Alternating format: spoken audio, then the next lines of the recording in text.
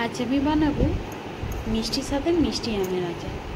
প্রথমে আমি আমটাকে কেটে কিছুটা সময় রোদে দিয়ে দেবো, কারণ আমে জল থাকলে হবে না। জলটা শুকনো করে নেব। শুকনো হয়ে যাওয়ার পরে এবারে আমি আচারটা রেডি করে নেব। প্রথমে আমি কড়াইটা বসিয়ে সরষের তেল দিয়ে দেবো। এটা সরষের তেলেই ভালো হবে। সরষের তেল কিছুটা দিয়ে দেব। আম ভাজতে যতটা লাগবে ততটা তেল দেব। তারপরে আমি তেলটা গরম হয়ে গেলে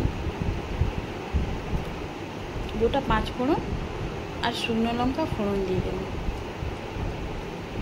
লঙ্কাটা ভাজা ভাজা হয়ে গেলে কেটে রাখা আমগুলো এবারে আমি ভাজতে থাকবো।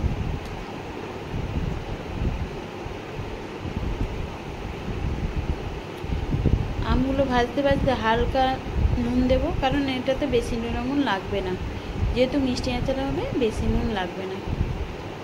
অল্প নুন দিয়ে আমি আবারও ভাজতে থাকবো। সঙ্গে দুটো তেজপাতাও দিয়ে দেব। তেজপাতা দিয়ে আবার আমি ভাজতে যাব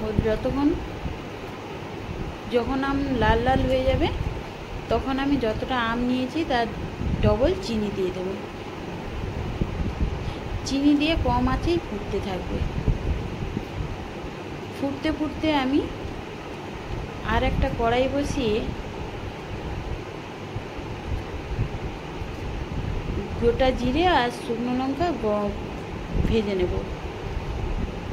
গোটা জিরে শুকনো লঙ্কা যখন ভাজা হয়ে যাবে, ওকে হামাদিস্তায় গুঁড়িয়ে করে রেখে দেব। যখনই আমটা আঠা আঠা হয়ে যাবে আচারটা, তখনই নামিয়ে ঠান্ডা করে ওই গুঁড়ো মশলাটা দিয়ে মিশিয়ে জারের মধ্যে নিয়ে নিলে রেডি মিষ্টির সাথে মিষ্টি আমের।